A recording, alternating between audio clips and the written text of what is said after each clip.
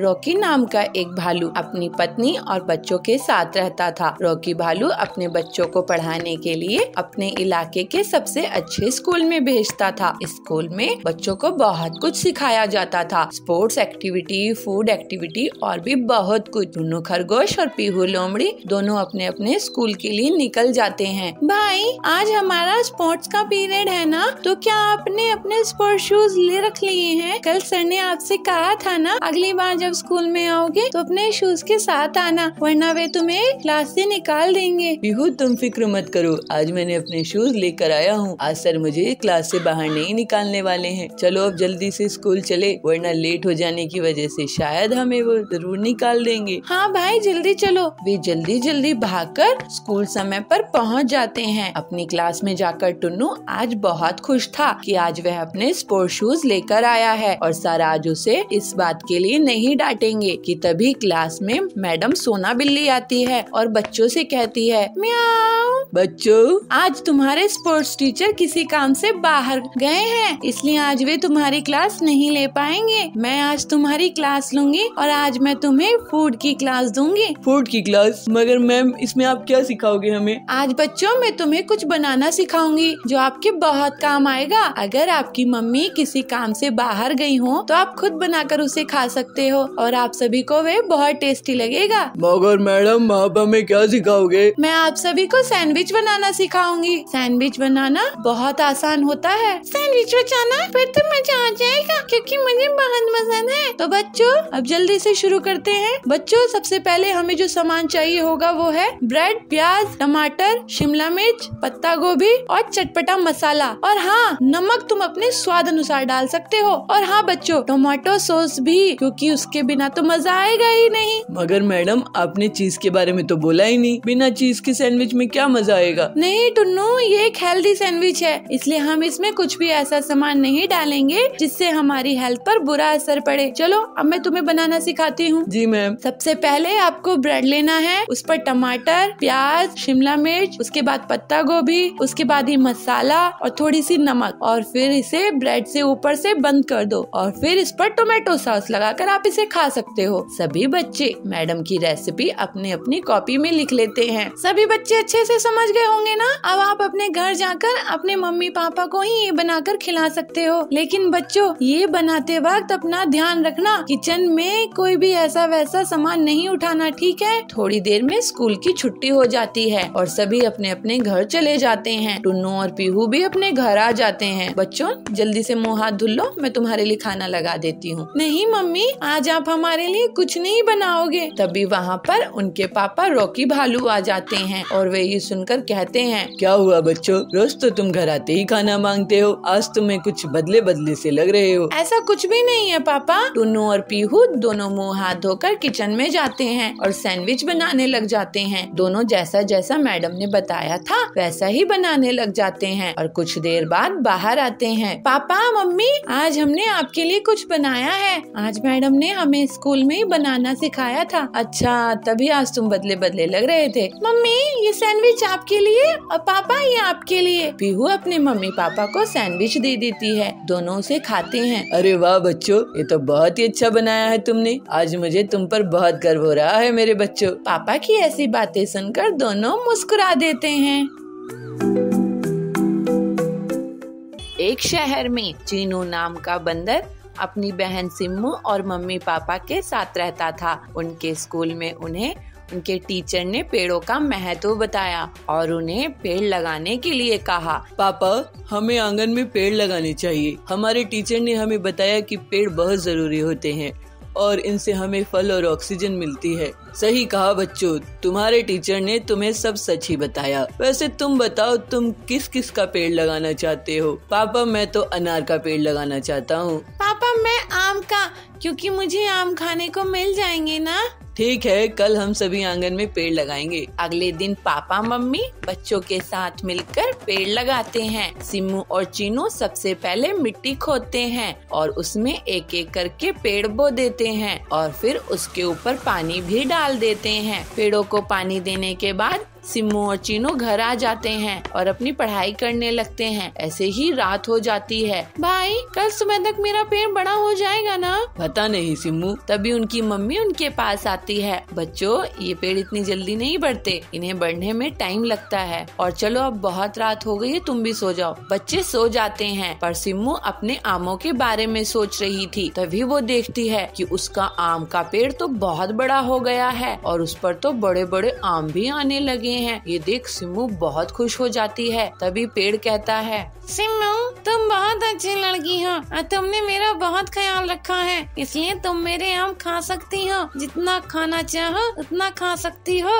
सच में? सिम्मू जैसे ही एक आम तोड़ने लगती है तो वो देखती है कि बहुत सारे पक्षी उस पेड़ पर आकर बैठ गए हैं और उस पेड़ के आमों को खाए जा रहे हैं और खाते खाते सारे आम खा जाते हैं। सिम्मू, सारे आम तो ये पक्षी खा गए, मुझे माफ कर दो, मैं तुम्हें अब एक भी आम नहीं दे सकता। लेकिन मैंने तो पेड़ लगाया था ना, तुम्हें जीवन दान दिया था और मुझे ही तुम आम खाने से मना कर रहे हो, ये सही बात नहीं है पेड़। सिम्मू रोने लगती है। तभी उसकी मम्मी उसको नींद से जगाती है। अरे सिम्मू, तुम रो क्यों रही हो? क्या हुआ मेरी बच्ची? मम्मी, मैंने देखा मेरे आम का पेड़ बोल रहा है और मुझसे बात कर रहा है और उस पर आम भी आ गए हैं। लेकिन मम्मी, पक्षी मेरे पेड़ के सारे आम खा गए और मेरे लिए एक आम तक नहीं छोड़ा।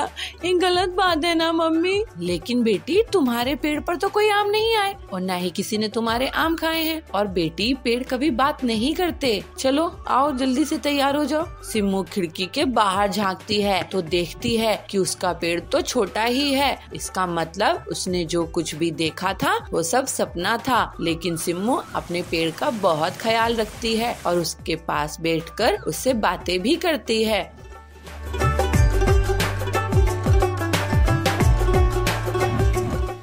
चीनू और पिंकी दोनों भाई बहन हैं और अपने मम्मी पापा के साथ रहते हैं। आज चिल्ड्रंस डे है, इसलिए सुबह सुबह उनके मम्मी पापा उनके पास आते हैं। हैप्पी चिल्ड्रंस डे बच्चों, आज बताओ क्या खाओगे? मैं तुम्हारी पसंद का ही खाना बनाऊंगी। मम्मी, आप आलू का पराठा बना दो, मुझे वो बहुत पसंद है। और चीनू तुम? मैं भी आलू का पराठा खा लूंगा, मुझे भी तो ये बहुत पसंद है। बाकी तो आज स्कूल में पार्टी रखी ही गई है, वहाँ भी तो बहुत कुछ खाने को मिलेगा। चलो बच्चों, जल्दी से स्कूल के लिए तैयार हो जाओ, मैं तुम्हें स्कूल छोड़कर आ जाता हूँ। दोनों बच्चे नहा धोकर जल्दी से तैयार हो जाते हैं। तब तक उनकी मम्मी आलू के पराठे बना देती है। दोनों पराठे खाकर स्कूल के लिए पापा के साथ निकल जाते हैं। पापा दोनों को स्कूल में छोड़ देते हैं। बच्चों, आज खूब मस्ती करना, आज तुम्हारा ही दिन है। बाकी मेरी तरफ से भी हैप्पी चिल्ड्रंस डे। पापा ऐसा कहकर अपने ऑफिस के लिए निकल जाते हैं और चीनू और पिंकी अपनी क्लास में जाकर बैठ जाते हैं, जहाँ वो देखते हैं कि आज उनकी क्लास बहुत ही सजी हुई है। फूल, मालाएं और रंगोली बनी हुई है। कुछ देर बाद उनके क्लास टीचर उनके पास आते हैं और उनसे कहते हैं, बच्चों हैप्पी चिल्ड्रंस डे। आज आपको जो करना है आप वो कर सकते हैं, आप पर कोई बंदिश नहीं है। वैसे बच्चों, कोई मुझे बताएगा कि हम चिल्ड्रंस डे क्यों मनाते हैं? तभी पिंकी अपना हाथ खड़ा करती है और कहती है, सर, हम चिल्ड्रंस डे इसलिए मनाते हैं क्योंकि आज हमारे पूर्व प्रधानमंत्री पंडित जवाहरलाल नेहरू जी की जयंती उत्सव है और उन्हें क्योंकि बच्चे बहुत प्यारे थे तो आज के दिन चिल्ड्रंस डे मनाया जाता है। गुड पिंकी। इसके बाद क्लास टीचर वहाँ से चले जाते हैं और सभी बच्चे ग्राउंड में जाकर खेलने लगते हैं। कोई क्रिकेट खेलने लगता है तो कोई बैडमिंटन तो कोई फुटबॉल। आज सभी बच्चे बहुत खुश थे। पिंकी और चीनू भी बैडमिंटन खेल रहे थे। तभी पिंकी की नजर स्कूल के बाहर खड़े दो गरीब बच्चों पर जाती है, जिनके कंधों पर थैले लदे हुए थे और उनके कपड़े फटे हुए थे, जो उन्हें बड़ी आस भरी नजरों से देख रहे थे। पिंकी को उन पर बहुत दया आती है, इसलिए वो उनके पास जाती है और कहती है, तुम भी हमारे साथ खेलना चाहोगे? नहीं नहीं, किसी ने देख लिया तो बहुत मार पड़ेगी। नहीं, तुम्हें कोई नहीं मारेगा, चलो हमारे साथ। चीनू और पिंकी उन दोनों बच्चों को स्कूल के अंदर ले आते हैं और उन्हें भी अपने साथ खिलाते हैं और खाने के लिए मिठाई और चॉकलेट भी देते हैं। अब हम चलते हैं, हमें कबाड़ इकट्ठा करना है। अगर कबाड़ इकट्ठा नहीं किया तो बहुत मुसीबत हो जाएगी, हमें खाना भी नहीं मिलेगा। क्या तुम स्कूल नहीं जाते? हम बहुत गरीब हैं, स्कूल की फीस बहुत महंगी होती है। जो हमारे माँ बाप नहीं भर सकते। तभी उन बच्चों पर गार्ड की नजर पड़ती है और वो उन्हें स्कूल से बाहर निकालने लगता है। चलो चलो निकलो यहाँ से, पता नहीं कहाँ से आ जाती हैं। 2 मिनट के लिए नजर क्या हटी, तुम तो अंदर ही घुस गए। चलो निकलो यहाँ से। गार्ड अंकल, इन्हें मत निकालो ना, ये हमारे साथ खेल रहे हैं, इन्हें खेलने दो। अरे बेटी, इन्हें बाहर नहीं निकाला तो मुझे काम से निकाल दिया जाएगा। तभी चीनू के क्लास टीचर उनके पास आते हैं। कोई तुम्हें काम से नहीं निकालेगा, ये भी बच्चे हैं, इनका भी खेलने का मन करता है, खेलने दो इन्हें। बच्चों, तुम स्कूल में पढ़ना चाहोगे? बच्चे ये सुनकर बहुत खुश हो जाते हैं। शिक्षा पर सभी का हक है और कल तुम अपने माँ बाप को स्कूल लाना, मैं उनसे बात करूँगा और तुम्हारी पढ़ाई का खर्च खुद ही उठाऊंगा। बच्चे ये सुनकर बहुत खुश हो जाते हैं, साथ ही चीनू और पिंकी भी, क्योंकि उन्हें नए दोस्त जो मिल गए थे, इसलिए वो सभी मिलकर खेलते हैं और चिल्ड्रंस डे का सही फायदा उठाते हैं। बदलापुर एक छोटे से गांव था। यहाँ बबलू अपने ससुराल में रहता था। उसका ससुराल बहुत गरीब था। बहुत कोशिश करने के बाद भी उसे कोई काम दे नहीं रहा था। एक दिन बबलू बर्गर खा रहा था, तब उसका ससुर आकर उसे कहता है, हाँ दामाद जी, अच्छे से बर्गर खा लो, सुबह सुबह बर्गर खा लो। हम लोगों के पास चाय पीने के पैसे नहीं है, लेकिन आप ना बर्गर खा लो। क्या हुआ ससुर जी, आप इतने गुस्से में क्यों हैं? तो क्या करूं दामाद जी, घर में इतनी परेशानी है, गरीबी है, लेकिन आपको एक भी काम नहीं मिल रहा है और आप बर्गर खा रहे हो। मैं तो कह रहा हूँ आप कहीं पर मजदूरी कर लो, हम सब भी मेहनत मजदूरी कर रहे हैं। बबलू बहुत दुखी होता है। बबलू काम की तलाश में घूम रहा था। फिर वो चाय पीने के लिए एक जगह रुका। वहाँ कालू कौवा आया और बात करने लगा। क्या भाई बबलू, कैसे हो? मैं तो आज शहर जाकर बर्गर खा के आया हूँ, वहाँ बहुत अच्छा बर्गर मिलता है। अरे कालू भाई, मैं भी गांव का बर्गर खाया हूँ, लेकिन यहाँ तो सैंडविच और बर्गर में कोई फर्क ही नहीं है।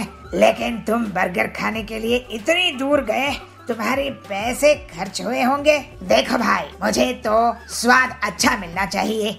अपने गांव के जंगल में एकदम घटिया बर्गर मिलता है। गांव के लोग बर्गर क्या होता है पता ही नहीं है इनको। उनके लिए वड़ा पाव और बर्गर एक ही तो होता है। बड़ी बड़ी दुकानें खोल लेते हैं, लेकिन बर्गर पैटीज ऐसा ही फिसल जाता है। मैं ही नहीं, और भी बहुत से लोग हैं शहर जाकर बर्गर खाते हैं। मैं तो कहता हूँ बबलू भाई, कोई अपने ही गांव में छोटा सा ठेले भी बर्गर का खोल ले तो वो बहुत कमाई करेगा। ये तो आप सही कह रहे हो कालू भाई, मैं एक बार शहर जाकर बर्गर खा के आता हूँ। उसके बाद से बबलू एक दिन शहर जाकर बर्गर खा के आता है। उसके बाद वहाँ पर खाना बनाने की किताबें पढ़ता है और उससे जल्दी ही वो सभी तरह के बर्गर बनाने सीख जाता है। शहर से वापस आकर बबलू अपने दोस्तों को बर्गर्स खिलाता है। सभी को उसके अलग अलग बर्गर्स बहुत पसंद आते हैं। ससुर जी, मैं कुछ काम शुरू करने जा रहा हूँ। क्या काम शुरू करने वाले हो बबलू जी? आप इतने टाइम शहर में क्या सीख के आए हो और पैसे जमा कर लिए हो क्या? बिना उसके तो कोई काम नहीं शुरू कर सकते। आप बस देखते जाइए ससुर जी। ठीक है, देखते हैं अब क्या कमाल करोगे। ऐसे ही एक दिन बबलू बर्गर बनाने लगता है और कालू को बर्गर खाने के लिए बुलाता है। कालू अपनी पत्नी सुंदरी के साथ बर्गर खाने के लिए आता है। अरे वाह बबलू भाई, ये तो शहर से भी बहुत ज्यादा टेस्टी बर्गर है। ऐसा बर्गर आप अपने गांव में बना रहे हो, मुझे तो यकीन ही नहीं हो रहा है। अब मैं शहर नहीं, आपके ही यहाँ बर्गर खाने आऊँगा। अगर तुम्हें पसंद आया है तो सभी को पसंद आएगा कालू भाई। जल्द ही बबलू की बर्गर की दुकान बहुत धूमधाम से चलने लगती है। जल्दी ही वो मुनाफा कमाकर अमीर हो जाता है। ससुर जी, आपको जानकर बहुत खुशी होगी कि मेरा बर्गर का काम बहुत अच्छा चल रहा है और मैं अपने परिवार के लिए एक घर खरीद लिया हूँ। अब हम सब जल्द ही वहाँ रहने जाएंगे। बर्गर बेचकर कौन घर खरीदता है दामाद जी? घर तो अमीर लोग ही खरीद सकते हैं। आप घर को कल ही देख लेना ससुर जी। और हाँ, आपको मैं अपने हाथ का बर्गर भी खिलाऊंगा। अगले दिन बबलू अपने ससुर को और बाकी के परिवार वालों को अपना नया घर दिखाने के लिए ले जाता है। घर देखकर सभी बहुत खुश होते हैं और अचंभित हो जाते हैं। बबलू का बड़ा सा बर्गर के आकार का घर था। अरे वाह दामाद जी, आपने तो कमाल ही कर दिया। आपने अपने काम को इतना बड़ा कर दिया कि घर भी वैसा ही बना दिया है। मैं तो आपसे बहुत नाराज रहता था क्योंकि मुझे लगता था आप आलसी और कामचोर हैं। लेकिन अब मैं बहुत खुश हूँ। अपनी मेहनत से बर्गर की दुकान चलाई और अपना घर भी बना लिया। आखिर दामाद हो तो आपके जैसा। आपका आशीर्वाद है ससुर जी, अब ये बर्गर खाइए। और बबलू के बर्गर का घर पूरे जंगल में प्रसिद्ध हो जाते हैं। उसका बर्गर का घर इतना फेमस हुआ कि वहाँ पर देश विदेश से लोग पिकनिक मनाने आते थे। इससे उसकी कमाई 4 गुना बढ़ गई। अपनी मेहनत और लगन से बबलू आगे भी स्वादिष्ट बर्गर बनाता रहा और अपने परिवार के साथ खुशी खुशी रहने लगा। चुलबुल नगर के गांव में सुंदरी बहुत घमंडी और अमीर जमींदारिन थी। वो गरीब लोगों को ब्याज पे पैसे उधार देती थी और जब गरीब उसे उधार के पैसे लौटा नहीं पाते थे तो वो उनकी जमीन को हड़प लेती थी। ऐसे ही एक दिन बबली उसके पास पैसे उधार लेने के लिए जाती है। सुंदरी सेठानी, आप मुझे 1 लाख उधार दोगी क्या? मैं आपको अगले साल वापस कर दूंगी। मुझे कैसे पता कि तुम मुझे पैसे वापस कर दोगी? तुम कौन हो? मैं तो तुम्हें नहीं जानती हूँ। मैं यही इसी जंगल में रहती हूँ। सेठानी जी, गरीब किसान हूँ, छोटी सी जमीन है मेरी। अच्छा, तो तुम मुझे अपनी जमीन गिरवी रख दो, मैं तुम्हें पैसे उधार दे दूंगी। वैसे कितनी बड़ी जमीन है तुम्हारी? मेरी 10 एकड़ की जमीन है, आप गिरवी रख लो। ठीक है, यहाँ अंगूठा लगाकर पैसे ले जाओ, लेकिन याद रखना पैसे नहीं चुकाए तो जमीन मेरी। फिर बबली उन पैसों से खाद और दवाइयाँ लाती है और खेत में दिन रात बहुत मेहनत करके फसल उगाती है। इस बार उसकी अच्छी फसल हुई थी। ऐसे ही एक दिन सुंदरी उसके खेत के पास से निकल रही थी। तभी उसकी नजर बबली की खेत में जाती है। अरे वो टिल्लू, कहाँ घूम रहा है? ये बता कि ये खेत किसका है जिसमें इतनी बढ़िया फसल उगी है? सेठानी जी, ये खेत बबली का है। उसी बबली का जिसने मुझसे पैसे उधार लिए हैं? अरे वाह, इसका मतलब ये जमीन और ये फसल और इसका मुनाफा मेरा हुआ। फिर सुंदरी बबली से मिलती है। क्यों बबली, इस बार तो तुम्हारी फसल बहुत अच्छी हुई है, लगता है बहुत मेहनत करी हो। जी सुंदरी जी, मैं फसल बेचकर आपका उधार लौटा दूंगी। उसके बाद घर में बेटी भी है, उसकी शादी भी करनी है। ठीक है, ब्याज मिलाकर 3 लाख दे देना। क्या? लेकिन मैंने तो बस 1 लाख ही उधार लिए थे सेठानी जी। हाँ, तो ब्याज चढ़ा के और 2 लाख हो गए हैं। तुम अनपढ़ गंवार लोग कुछ नहीं समझते। ये तो अन्याय है सुंदरी जी। फालतू की बात मत कर, नहीं तो मैं तुझे घर में भी नहीं रहने दूंगी। मैं आपके पैसे नहीं चुका पाऊंगी। नहीं, आप मेरी जमीन ही रख लो। शाम में बबली अपने घर आई और अपनी बेटी पीलू को रोते रोते सब कुछ बता दी। मैं उस लालची सेठानी को देखती हूँ, वो अपने आप को क्या समझती है। आप चिंता मत करो माँ, अब मैं उससे सभी चिड़ियों की हड़पी हुई जमीन वापस करवाऊंगी। पीलू अपनी सहेली हरी के साथ एक प्लान बनाती है। दोनों सहेलियां एक छोटी सी खेत की जमीन में एक नकली पेड़ लगाती है और फिर उस पेड़ को लाल रंग से रंग देती है। फिर वो दोनों उसकी डालियों में सोने, चांदी, डायमंड्स के गहने चिपका देती है, जिससे ऐसा लगता है कि वो गहने उसी पेड़ के फल हो। अब आएगा मजा, लालची सुंदरी कैसे फंसेगी देखना। इसके बाद पीलू चिड़िया हरी तोती के साथ जानबूझकर सुंदरी के पीछे जोर जोर से बातें करती है। अरे तूने देखी क्या उस लाल पेड़ को जो उस खेत में उगा है? उसमें से फल की जगह गहने उग रहे हैं। नहीं तो चल दिखा मुझे। ये सुनकर सुंदरी पीलू और हरी के पीछा करने लगती है। जब वो दोनों खेत पहुँचते हैं तो अरे क्या ये असली सोने जवाहरात है? सेठानी जी, आप कब आ गई यहाँ? खैर, हमने तो हीरे जवाहरात कभी नहीं देखे हैं। आप खुद ही देख लो कि सोना चांदी हीरा असली है कि नहीं। वैसे सेठानी जी, आपको बता दूं कि कल बहुत बड़े जमींदार आ रहे हैं जो इस जमीन को खरीद लेंगे, इसके साथ ये पेड़ भी। ऐसा क्या? तो एक बार मुझे इसके गहने दिखाओ। फिर पीलू और हरी तोती गहने दिखाते हैं। अरे ये तो सही में हीरे हैं, हीरे। चलो अच्छी बात है, अब हम ये जमीन उस शहर वाले सेठ को बेच देंगे। नहीं नहीं, ये जमीन तो मुझे चाहिए। लेकिन आपके पास इतने पैसे हैं क्या सेठानी जी? अरे पीलू, तुम गरीब लोग गरीब ही सोचोगे। इसके लिए तो मैं अपनी पूरी जमीन जायदाद बेच दूंगी, लेकिन मैं इस पेड़ की जमीन को खरीद के ही रहूंगी। ठीक है, तो फिर सौदा पक्का। आपकी पूरी संपत्ति के बदले में ये जमीन। ये लीजिए इस जमीन के कागजात। लेकिन पहले आप अपनी संपत्ति के कागज मेरे नाम कर दीजिए। फिर सुंदरी अपनी पूरी संपत्ति, जमीन जायदाद, गाड़ियाँ, हवेली पीलू के नाम कर देती है और उस छोटी से पेड़ वाली जमीन को बदले में ले लेती है। अगले दिन कुछ लोग उस पेड़ के पास इकट्ठा होते हैं। क्यों गरीब लोग, कैसा लगा मेरा ये गहनों का पेड़? जरा हमें भी दिखाना गहने सेठानी जी। ये देखो। फिर सुंदरी उन्हें गहने दिखाती है। तभी टिल्लू के बगल में खड़े हुए पक्षी के हाथ से उस हार में पानी गिर जाता है और उसका सुनहरा रंग मिट जाता है।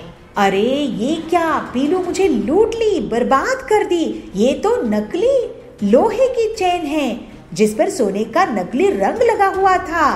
इस तरह से सुंदरी को उसकी धोखाधड़ी की सजा मिल जाती है और पीलू की मदद से बबली और बाकी जंगल के पक्षियों को उनकी लूटी हुई जमीन वापस मिल जाती है। फिर सब खुशी खुशी रहने लगते हैं।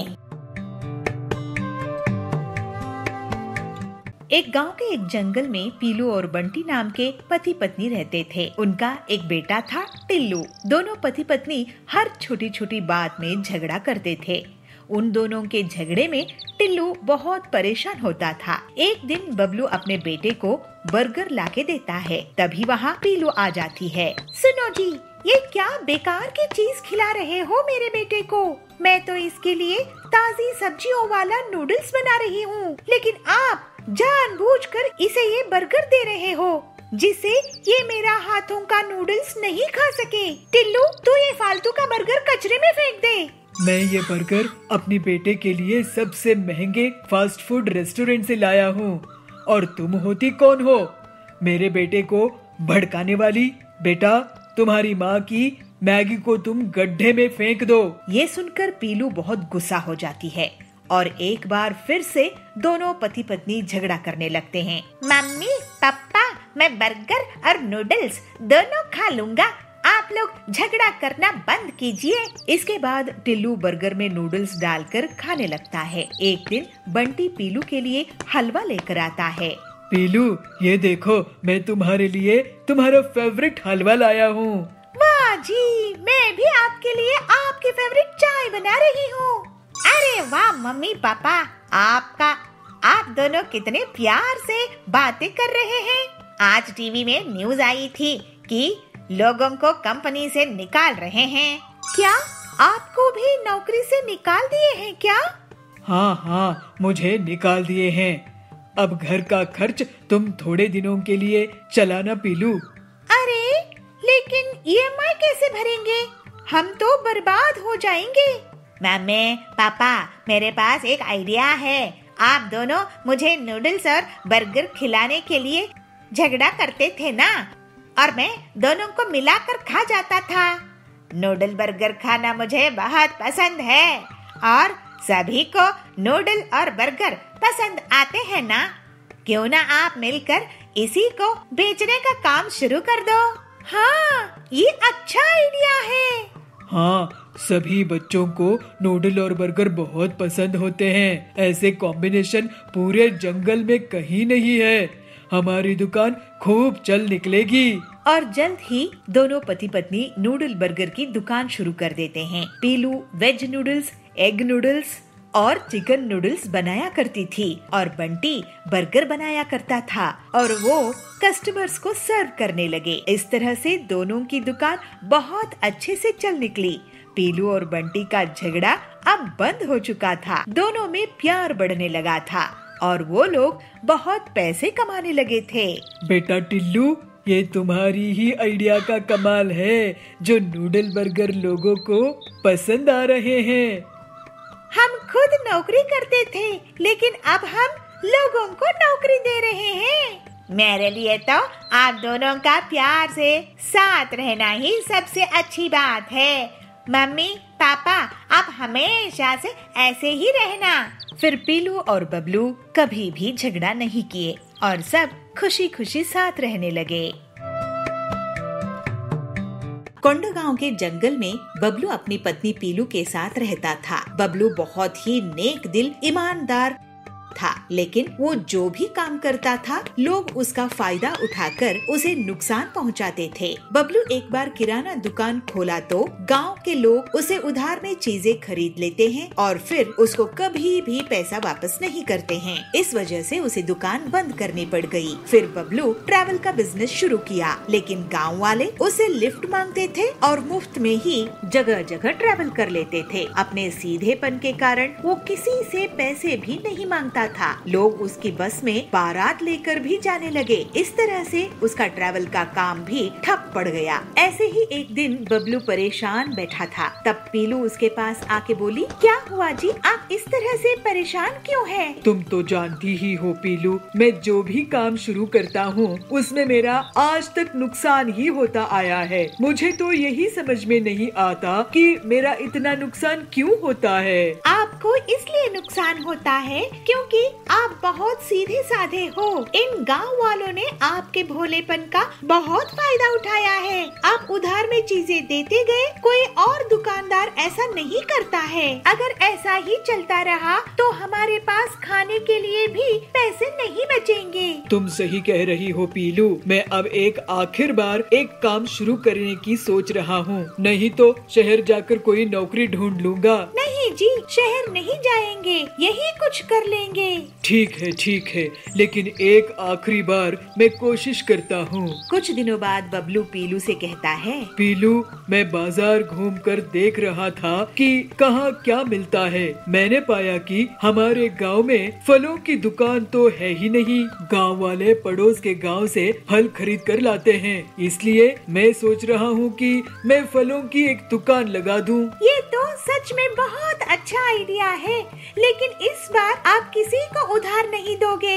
नहीं, अब मैं अपनी आखिरी जमा पूंजी लगा रहा हूँ, इसको मैं बर्बाद होने नहीं दूंगा। फिर जल्द ही बबलू अपनी फलों की दुकान खोल लेता है, लेकिन बहुत से गांव वाले अभी भी उससे बिना पैसे दिए फल ले जाते थे। एक दिन पीलू भी उसकी दुकान में इसीलिए बैठ जाती है कि लोग बिना पैसे दिए फल ना ले जा पाए। एक दिन हरिया काका उनके यहाँ आता है। पीलू, तुम्हारी दुकान में ड्रैगन फ्रूट है क्या? हरिया काका, ये लीजिए ड्रैगन फ्रूट, ये बहुत ही स्वादिष्ट होता है लेकिन महंगा है। स्वादिष्ट तो होता है लेकिन फायदेमंद भी बहुत होता है, और रही बात कीमत की तो सेहत से बढ़कर क्या कीमत है। अभी मौसम बदलने वाला है और ये इन्फेक्शन से बचाएगा। मुझे ये 5 किलो दे दो। हरिया के जाने के बाद, सुनिए जी, हरिया काका क्या कह के गए हैं कि इन्फेक्शन होने का डर है मौसम बदलने से। हाँ, अगर ऐसा होगा तो ड्रैगन फ्रूट से लोगों को इन्फेक्शन होने से बचाया जा सकता है। इसका मतलब हम और ड्रैगन फ्रूट बेच सकेंगे। देखो, गांव वाले ऐसे ही इसे नहीं खरीदेंगे, हम क्यों ना फ्रूट सलाद बनाकर बेचे। कुछ ही दिनों में लोगों को इन्फेक्शन होना शुरू हो जाता है और हरिया काका सबको ड्रैगन फ्रूट खाने की सलाह देता है। इस तरह से बबलू और पीलू की दुकान में लोग इकट्ठा होने लगते हैं। सुनिए, मैं आप लोगों को अब से मुफ्त में या उधार में कुछ नहीं दूंगा। आपको अपनी सेहत का ख्याल रखना है तो पैसे देकर फ्रूट सलाद लो। बबलू की बात सुनकर लोग सोच में पड़ जाते हैं, लेकिन फिर इन्फेक्शन से बचने के लिए वो बढ़ चढ़कर पैसे देते हैं। इस तरह से लोगों की सेहत भी सुधारने लगती है और लोग अब सबक ले लिए कि कोई भी अच्छी चीज मुफ्त में नहीं आती। फिर कुछ ही दिनों में बबलू और पीलू बहुत अमीर हो गए और बबलू ने सुपर स्टोर शुरू किया। अब से गांव वाले उससे पैसे देकर ही सामान लेते थे। इस तरह सभी खुशी खुशी रहने लगे।